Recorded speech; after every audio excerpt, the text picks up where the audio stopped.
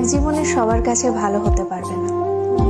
চেষ্টাও করো না কখনো সবার কাছে ভালো হওয়ার জন্য, কারণ সবার কাছে ভালো হতেই হবে এমন মাথার দিব্যি কেউ তোমায় দেয়নি। আর তুমি বেঁচে আছো তোমার নিজস্বতায়। সেখানে তোমায় কে ভাবলো, কে খারাপ ভাবলো, তাতে কিচ্ছু এসে যায় না। দিন শেষে নিজের জন্য নিজেকেই থাকতে হয়, অন্য কেউ তোমার জন্য থাকে না, থাকেনি কখনো, আর থাকবেও না। কারোর কাছে তুমি ভালো, ভীষণ ভালো, আবার সেই তুমি কারোর কাছে খুব খারাপ, জঘন্য একজন মানুষ। সেটা কেমন করে হয়? প্রশ্নটা মনের মধ্যে আসতেই পারে।